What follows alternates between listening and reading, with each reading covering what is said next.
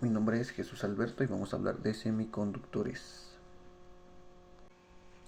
¿Qué tal, compañeros? Hoy vamos a hablar de los semiconductores. Como podemos ver, aquí tenemos dos imágenes. Aquí tenemos silicio y aquí polvo de silicio. Empezamos con la conducción de corriente eléctrica. Empezamos en la electricidad. Podemos ver que en el texto que viene en la imagen de la izquierda, cómo aparece la contraparte de lo que es un conductor, que es un aislante, que también se le llama dieléctrico y sabemos que son malos para conducir la electricidad. Y del lado derecho tenemos el conductor, que son buenos conductores para la electricidad. Y ahora en esta lámina vemos los ejemplos de cada uno de los aislantes. Como podemos ver, aquí tenemos los aislantes, aquí tenemos los cerámicos, plásticos, vidrios. Y como vemos en las imágenes, ejemplos del uso de estos materiales para aislar eléctricamente. Del lado derecho vemos los conductores, como por ejemplo tenemos el cobre, tenemos el aluminio o tenemos también el oro.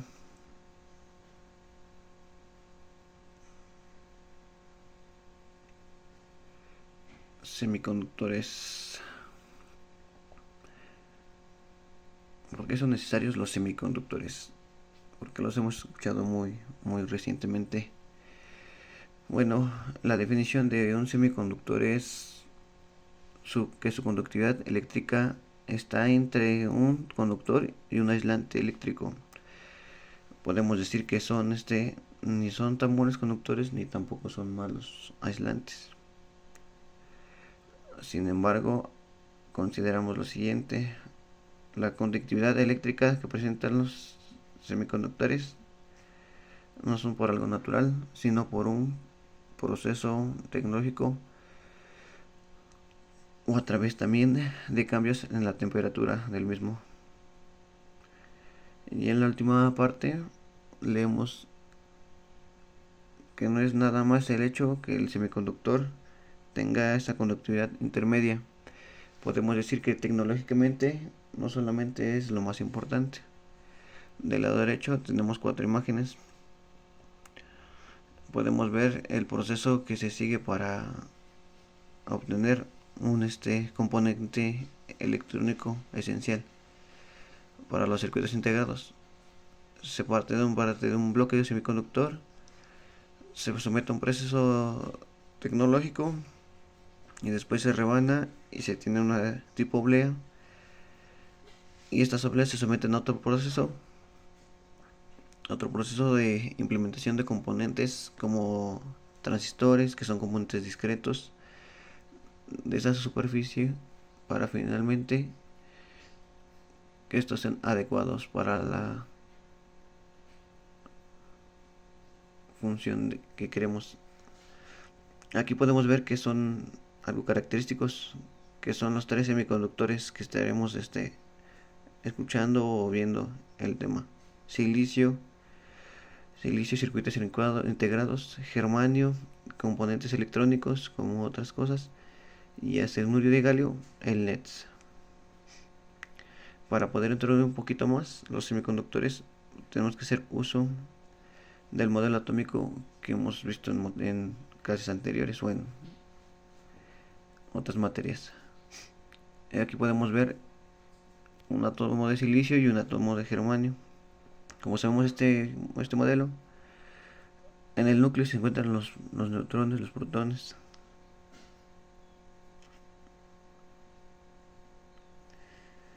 En el caso del silicio que tenemos ahí, nos damos cuenta que cuenta con electrones en las capas que están fuera de ese núcleo.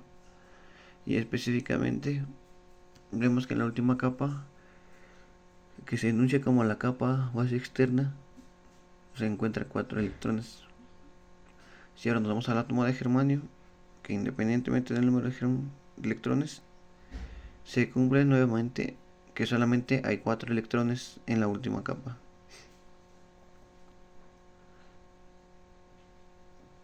Si ahora cambiamos esta imagen en donde vimos ahora el silicio como esfera, podemos encontrar nuevamente para los átomos del centro 4 electrones de valencia, pero también vienen acompañados con electrones de valencia que han compartido los átomos que están alrededor, de tal manera que si nos damos cuenta y contamos los electrones de este átomo de silicio, nos daremos cuenta que solo son 8 electrones en esa última capa.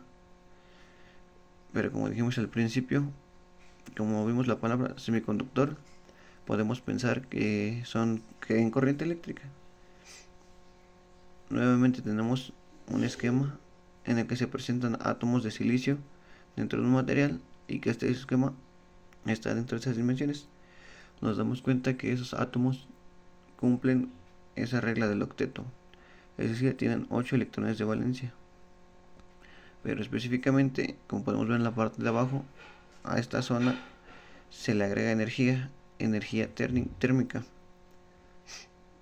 Ahora los electrones que se encuentran en esa última capa empiezan a ganar esa energía térmica y por lo tanto llega el momento que esa energía es tan grande que pueden liberarse del átomo. Es muy útil para poder obtener electrones libres, los cuales pueden ahora sí ser usados para los procesos de conducción eléctrica. Entonces los otros no se pueden utilizar, y pues sabemos que no. Solamente los únicos que se pueden utilizar son los electrones que están libres. Pueden, bajo la acción de un campo eléctrico, ser usados y ser parte de la corriente eléctrica. Pero una pregunta natural que surgiría aquí es, entonces siempre se tienen que calentar los semiconductores para poder lograr esa característica. Y pues la respuesta es no. Lo vamos a ver en la siguiente imagen. Semiconductores dopados.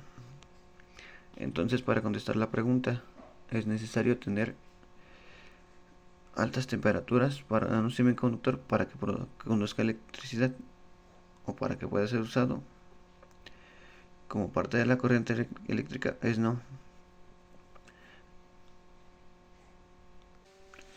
porque solo son el proceso del semiconductor al que se procese es aquel que en donde introducimos átomos externos o átomos externos para poder lograr estos electrones libres. Como es que se hace, tenemos acá un bloque de la tabla periódica y podemos ver que el silicio se mueve, está en el grupo 4, que es la columna que está en el grupo en el centro.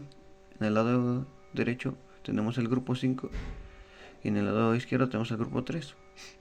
Esto que nos dice que en los del grupo 5 van a poseer 5 electrones en la última capa y los del grupo 3 van a tener 3 electrones en su última capa. Por lo tanto, cuando un átomo del grupo 5, como este 5, el antimonio, llegan y sustituyen al silicio, entonces queda un electrón libre. Recordemos que este sí tiene 5 electrones de valencia.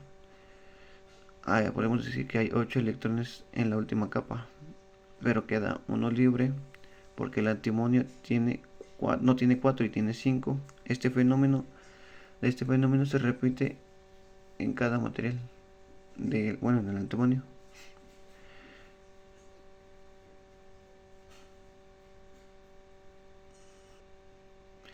Cuando un semiconductor se encuentra en esta condición, hay muchos o millones de electrones libres para ser usados como parte de la corriente eléctrica. Se dice que el semiconductor posee las características de tipo N, que podemos ver más acá en esta lámina de acá. Esta condición es la que realmente permite poder usarse tecnológicamente, pero también hay que destacar que requiere un proceso o un control riguroso de purezas, lo que en cierto modo hace costosos los dispositivos electrónicos y por ende a los circuitos integrados.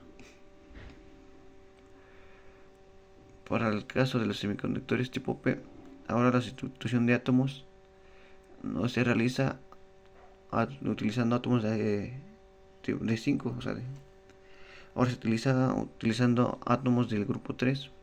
De tal manera, cuando ellos se unan con los demás átomos del silicio, queda un enlace libre, o queda un espacio, un pequeño hueco ahí y no se ha completado.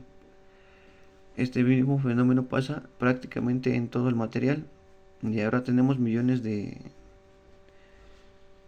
espacios, y se dice que estos semiconductores, en los que domina un gran número de cuerpos, la conductividad o la corriente eléctrica está generada por ellos mismos. ¿Cómo será el mecanismo de